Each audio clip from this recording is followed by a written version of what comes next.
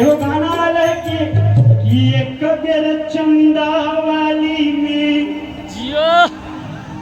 अरे आवान हो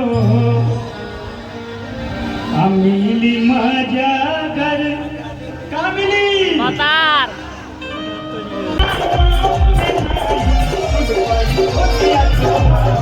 एक बेर चंदा वाली में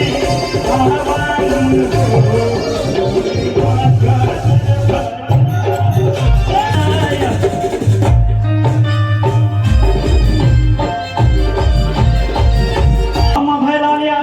चरण स्पर्श कर बाणी एक बार दोनों हाथ उठा के जयकारा लगाएं बाणी बाणी किनारा बाबा की कहा गया कि शेर के पंजे से कौन शमशीर छीन ले जाए शेर के पंजे से कौन शमशीर छीन ले जाए और रांझा से रहते कौन हीर छीन ले जाए और जब तक चंदौली में एक भी बच्चा बा किसकी हिम्मत है कश्मीर छीन ले जाए एगो गाना आले हमारे एगो गाना आले कि एक बेर चंदा वाली में जियो अरे आवान हो मिली मजा कर का मिली बतार और तमाम गाना सुने हो तू सबके भाला चाहे लू तो और चंदौली के इलाके के सुने तनी हाथ उठा के बतावे सब लोग वाह भैया आई हो महिमा बराबर महनमा हो जगवा बाबर रे महिमा बराबर महनमा हो जगवा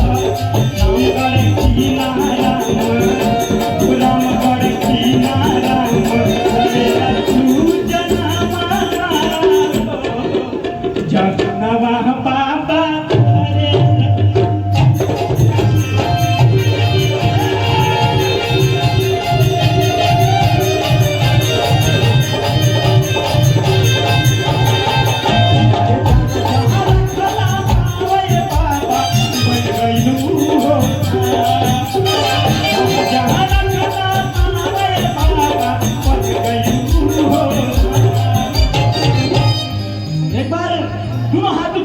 सब लोग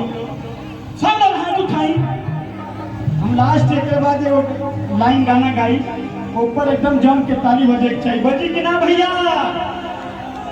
अरे जहाँ जहाँ रखाला अरे साए बाबा अरे बनल बाबो करना अरे कबीर चंदा वाली में बाबा की नारंग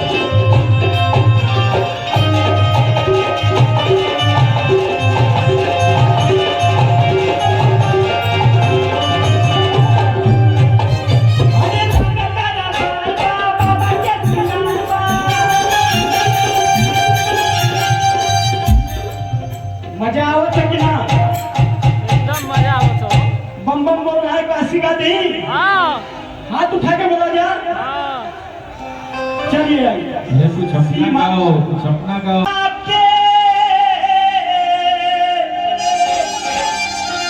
अरे अभयलालया के, अरे कीर्तन भजन राउर गावता।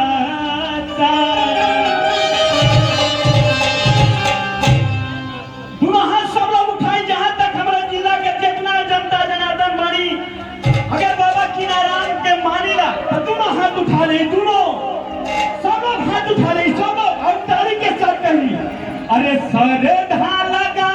के भैया ये वाला जोश ना चाहिए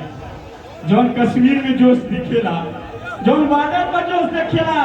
वो जोश दिखे के चाहिए और ताली के साथ सब लोग कही अरे सरधा लगा के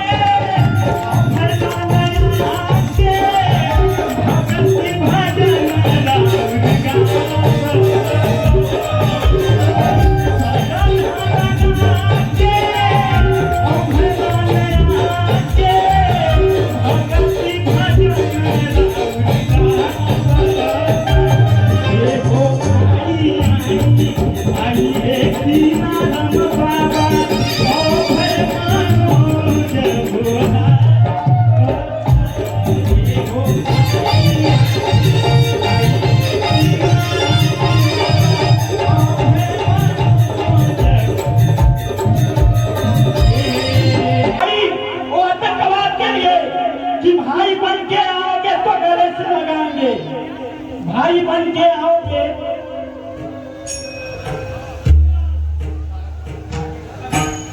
गीत गा कि बलिया बक्सर अरे यारा छपरा संभर जवानी के नभा।